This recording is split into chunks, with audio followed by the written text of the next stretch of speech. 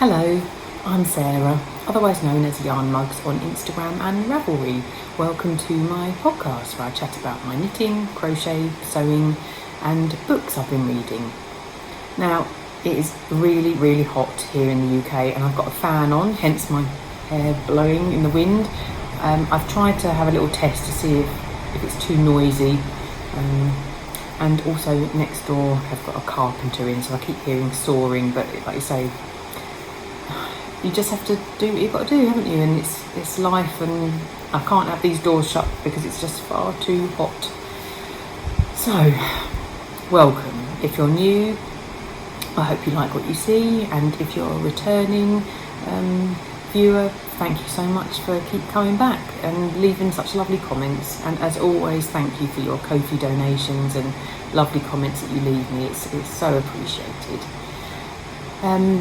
Now, before I start, I'm going to cut to a previous version of me where I'm sharing something I made.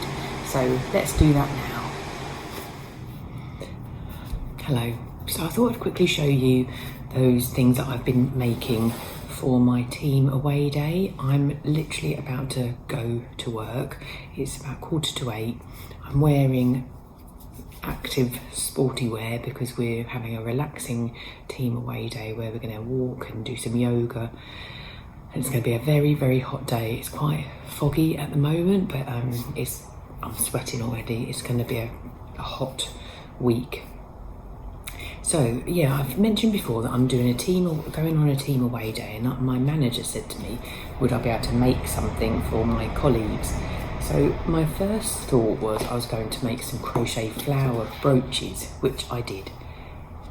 So I've made, 30 flowers. I followed a couple of patterns. This was one of them. This was from Attic 24. It's like a rose, but I've got little safety pins in the back. But it was just a bit fiddly, and I don't think I did a very good job. I then followed another tutorial on YouTube, but I just felt this was a bit too big. And I think I followed another tutorial. I can't find that one. But in the end, I just decided to make it up as I went along. And I just sort of created a loop and did some trebles into the loop to make a kind of circle, and then did varying stitches of height length just to give me a bit of a flower shape. It does look a little bit like a star, but that doesn't really matter. So then I sort of did a bit of a variation on a theme. So I did some that were a little bit smaller, and then I decided to go a little bit bigger and make a bigger one with more petals. So yeah, in the end, I really liked that pattern, and sort of did again a few variations, making them a bit tighter or different stitch lengths to give kind of a different size. And like I say, I just bought some lovely colourful pastel buttons from my local Hobbycraft. I really like that red one, and I'm really pleased with them. I feel like they're all nice and neat, and like I say, got the button, got the safety pin. Yeah, that's a pretty one as well. So yeah, I was really pleased with that. So I've made 30 brooches, and that's a pretty one as well. So it might not be everyone's cup of tea, but I hope everyone likes them. And you can put it on your coat. It doesn't have to be on your clothes, but yeah. So I was really pleased with that. I bought these little plastic trays from the range. I got a pack of 4 for about £1 something. I then had in my mind I wanted to make something else, and I had loads of scrap fabric, so I thought I would make some fabric bookmarks. And I went on YouTube, looked up loads of tutorials, all different variations on there. Some really straightforward, some a bit more challenging, but the one I came across was perfect for me, exactly what I wanted. So here's all my fabric. And what I've done is have one side one fabric, one side another, and inside there's a little bit of interfacing, so it just gives it it's a bit thicker, not quilted, but that kind of paddy type feel. And then I just added a bit of ribbon to the end and top stitched all the way around. And all of these fabrics, this was my birthday dress this year. I've made clothes out of, or I've got that in a dress. This is a lovely fabric. I made something for my sister in that, and I've got a dress in the gingham. So it just felt like a really lovely way of, using up fabric in a really pretty way and creating a bookmark. So again, I really hope there's a huge selection, all different mixes and matches of colours, but I really hope that they like those. This was a real labour of love, or labour intensive. It took a long time, so for all those makers out there, all of it really. I did this, I made the crochet flowers over a course of a couple of, a week in the evenings, but these and the next thing I'm going to show you I made over the bank holiday weekend, and it was just non-stop, so it's hard work. So those makers, what you sell is worth every penny, because you put a lot of effort into making these things. And the last thing I made was lavender bags, and again from all that scrap fabric, and the lavender's from my garden that we grew, and I'm really, really pleased. This was fairly simple, although again it's still labour intensive trying to work out the best way of inserting the lavender. But I've kept these just the same pattern, both sides. I did it right sides together, sewed around most of it, leaving a bit of a gap. And again, this was a bit of a trial and error. How big do I leave the gap so I can fit the lavender in? But you need to have sewn a little bit here to create these nice sharp corners. Once the lavender was in, I literally just did one top stitch down one end, because I just couldn't move the lavender enough to be able to go all the way around. I was at one point just going to what's it called, pinking shears around the edge, but I in the end I really like these kind of square bag, the look to them. They smell lovely. So I feel really proud and really pleased that I've got all the lavender bags, the bookmarks, and the crochet flowers. And I just hope that'll be a nice thing for my work colleagues to help themselves to one of each. So I'm off to work now, so thank you. I just wanted to quickly pop on and show you. Otherwise, once they're gone, and I spent so much time, I wanted just to explain. So back to the podcast. So back again. So I really, really wanted to show you those things I made before my away day, because I wasn't really sure if there would be anything left to show you if I hadn't filmed it first. But in fact, I have got some things left over. So I thought, even though I think I've explained it fairly well, I thought I'd just go through some of those things again. So I wasn't left with much. I think I had just 4 lavender bags left over. And I'm going to give some for my dad. It's his birthday in a couple of days, and he loves lavender, and I thought he could have these ones. And I'll probably just keep these for myself. And like you say, the smell is lovely, and everyone was so appreciative and complimentary about the things I'd made, and not everyone took one of everything. So I've still got a handful of bookmarks left over, but again, I can use these for gifts. But so not loads, just a few, but like I say, I'll be able to give these away. I'm really pleased. I think I did mention on that previous little video about kind of an appreciation for those makers, especially when you kind of do mass production of things. And I suppose that's the thing. I made 30 of these bookmarks, which I think the labour intensive comes from, you're doing it inside out, and then you have to turn it the right way round and poke it out, and all the different kind of elements of making something. but not in a rushed way, you know. And some of these do look a little bit different. I've got some that are skinnier than others depending on the size of the fabric, and maybe some of my top stitching's not always perfect, but yeah, it really made me appreciate those makers out there that, you know, do this for their job and, you know, have to really make an effort to make things, you know, really perfect and lovely. But I am still over the moon with these bookmarks. I just think they're so lovely, and yeah, I love them. Now, one I made, I'd put a little bit of, in fact, I think that one must, yeah, I had ribbon in most of them, but one of them I had a little bit of lace, and on this one, for some reason, the lace came out on the edge, not in the centre. So I literally just snipped it off, and so it's just a plain flat bookmark. So I knew I was going to keep one, but like you say, I will be able to share these out amongst family and friends if they want one, or as gifts. And then the flowers, again, just a few, not too many.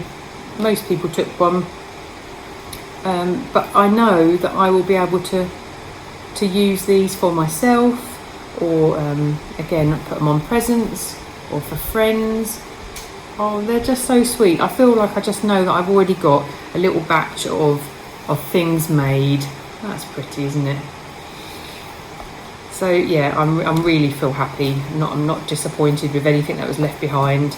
I've got future gifts in mind. So yeah, that was a really big make that took a lot of time, but it was worth every moment. I thought I'd share with you what I'm wearing. I've shown this on a previous podcast, but not shown me wearing it. And this is the penny dress, which was a free pattern in Simply Sewing magazine.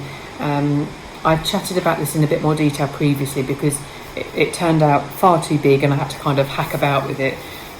But I'm really pleased with it. I think I've shown you this on the hanger, and I've mentioned about the way I put the sleeves in to make it really kind of puffy. I'm really pleased with that. I'll stand up and show you. So yeah, it's a bodice. There are darts in it, but the darts aren't particularly in the right place. It's a gathered skirt. It has got pockets, and then I've done these sleeves with a nice elasticated. It's fine when I'm sort of standing like that, but they do ride up, and I think ideally I really need to get my sleeve length right so that they do fit nice. I like the kind of length, but it's keeping them there. This fabric is lovely. It's a really light cotton poplin with these threads in, which have got a lovely texture. Feels quite nice and bumpy. It's lovely to stroke. And I made a tiny bit of a mistake when I added the bias binding. You can see a little bit of there, but it is this pretty pink floral, which I made another dress in for a sew along, and it's that pattern there. But no, I'm really pleased. I like the shape of this neckline. I think the big issue with when I was making it was just far too big down the sides, and I had to kind of cut a lot of fabric away. Today is Friday, the 8th of September, and it's my day off, and I've now got a week off work, so I'm suddenly feeling really relaxed and happy and looking forward to having a week off. And this morning I've just been out for breakfast with my mum and dad. We do that every now and again, just to a local little cafe restaurant that does lovely breakfast. So it's really been nice. I feel really nice. Let's have a cup of tea. Okay, so let's talk about what I've been making. Obviously that crafty flower, bookmark and lavender bag took up a lot of my time, but I have managed to finish a few things. The first one, I have shown you one of these before, but I've now got a pair of socks, and again this is for my dad for his birthday, and this is using Drops Fabel Print, which I love this yarn for socks, and it's in the colour 677, so it's lots of blues and greens. It's lovely yarn. And then I've used a contrast, and it's I think it's Sheepies, or however you say it, Invicta, and it's quite a rough feel compared to this. This is much softer. This is a bit rougher. I've done a fish lips kiss heel. These were toe up socks, which I love doing. and I literally had 50 grams of the Drops yarn, and I just split it into two, and then the whole point of doing toe up was that you use it until it all runs out. When I do my fish lips heel, especially with the contrast, I just added a couple of extra rounds, and I think it looks absolutely fine, because there are those kind of blues when you see it like that. It just sort of melds in with the stripes of the sock anyway. This pattern I just did knit 6, purl 2. I left the foot just knitting, but the leg, it's all the way round, and that's a lovely pattern to have that just a little bit of stretch, especially if you don't know if it's going to fit someone's leg. My dad has got very slim legs. I'm hoping they'll be fine. I have made him a pair of socks before. This does feel a little bit baggy, but I don't know why that is. When I blocked it, that's the trouble, isn't it? When you block, are you overstretching the cuff? But I'm really pleased with them. I think the blue looks lovely. So yeah, it's a lovely pair of socks. I've not really finished a pair of socks for ages, but my dad really loved the last pair I made him, and like I say, it's his birthday on Sunday, so I'll really look forward to giving him those with a couple of the lavender bags, and I'll probably get him some smellies. So yeah, really lovely, really pleased to have done them. I then have nearly finished, and I really wanted it finished because I'll be giving it away soon, but I'm going to show it to you, and I won't be able to show it to you again. Oh, I've just dropped the yarn. Now, I think I showed you the beginning of this last time, and it's the Dainty Diamond crochet blanket pattern. And I'm making it in Stylecraft Special DK, various blues and parchment. I've done 42 rounds. I'll just stand up because it's lovely and big. Plenty big enough for a baby blanket, pram, or on the bed. It's nice and holey, so let the air through. I'm really, really pleased with it. I love this pattern. It's a really easy pattern to follow. And what I've just started on, I'm on my last round, and I'm doing crab stitch in the parchment, and it just gives that really nice kind of like rope-like effect. Yeah, I love it. So look, I've just got 2 sides to do and then I'm done. So yeah, I won't show it again, but at least it's nearly finished, you can see. And all of the ends are, I weave all my ends in, apart from that first initial one, so I always know what's the front and what's the back when I'm changing colours. But I really love it. Nice to have another thing nearly finished. I'll get that done today, in fact. It's only about 11:30, so I've got lots of time to myself.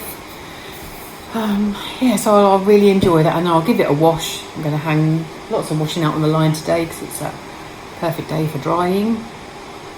So that's probably all my makes.